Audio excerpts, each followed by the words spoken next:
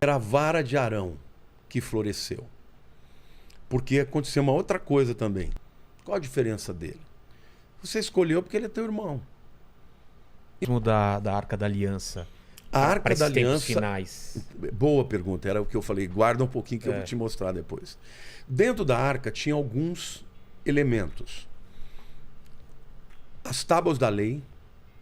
Sabe quando Moisés desce Sim. do monte e ele encontra o povo lá fazendo maior Bezerro de ouro. bezerro de ouro, aquele Bebendo. bebendo, prostituição. A Augusta, baixa a Augusta lá. O que ele fez? Ele quebrou. Ele quebrou as tábuas. Jogou no chão. Aquelas primeiras foi Deus que escreveu com o dedo dele. A segunda, Deus falou para ele: você quebrou? Você vai ter que escrever com a sua mão. Então a segunda foi ele que refez. Que refez. Escreveu lá, carved, né? Como é que é? Esculpiu. Esculpiu. Bom, as tábuas da lei são a comprovação do quê?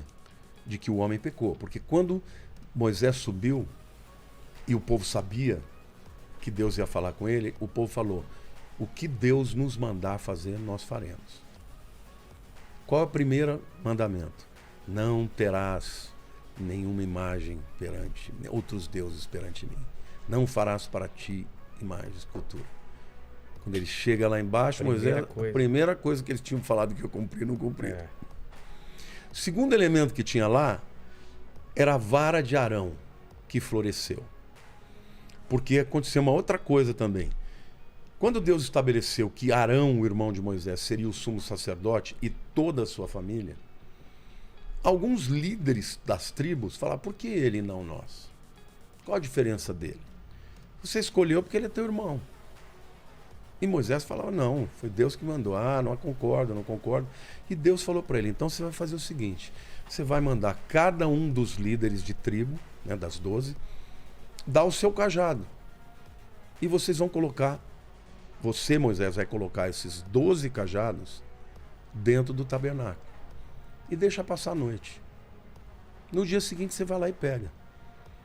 Ele fez isso, o pessoal colocou. Quando ele pegou os 12 cajados, todos estavam iguais. O de Arão tinha brotado folhas de amendoeira.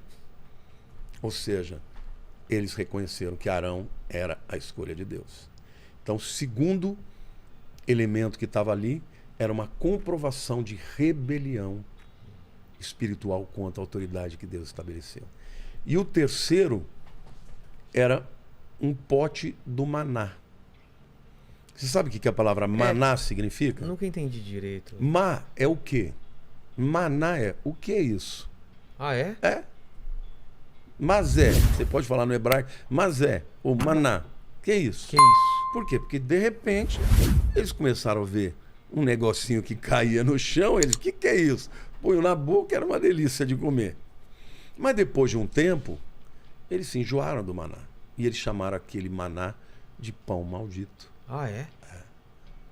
Fala para Moisés: ó, lá no Egito a gente comia melões, comia carne, agora a gente fica comendo esse pão maldito. Então o que tinha dentro da arca? A arca representa o lugar da habitação de Deus. Tanto é que na tampa, que é o propiciatório, tem os 2 querubins. Por quê? Por quê? Porque no céu, a descrição do trono de Deus tem querubins e serafins, guardando a santidade de Deus. Então, os rabinos acreditam que Deus, quando a Shekinah, né, a glória de Deus, descia ali, ela ficava exatamente em cima do propiciatório, que é a tampa da arca.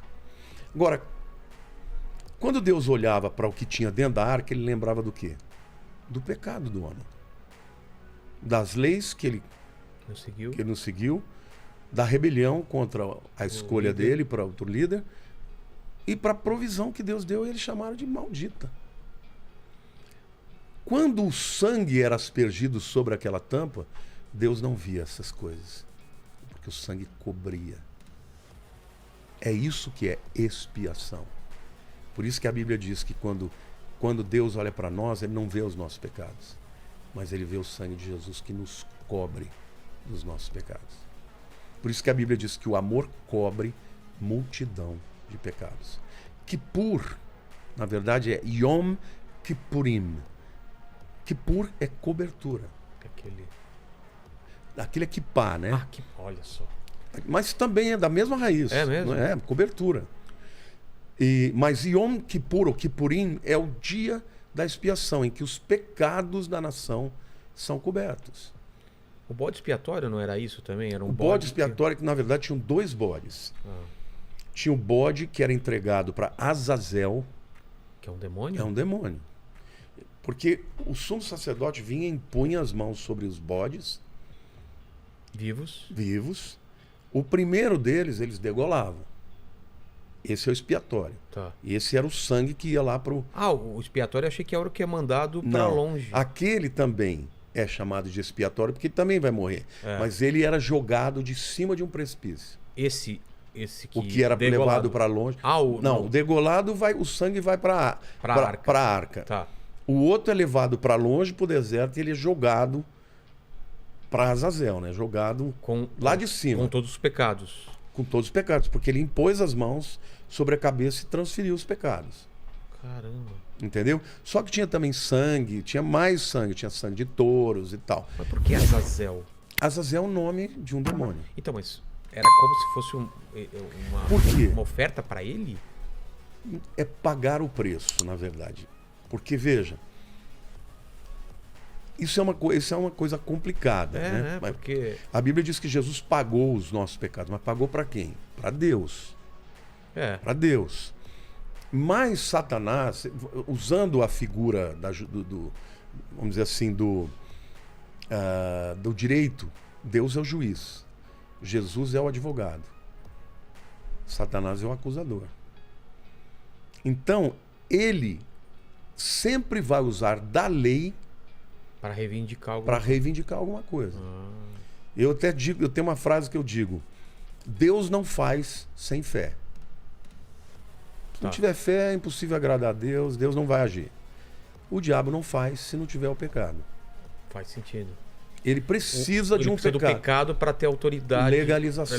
Para ele fazer. Então, ali não é que era pagar para Azazel, era para dizer, olha, tá pago.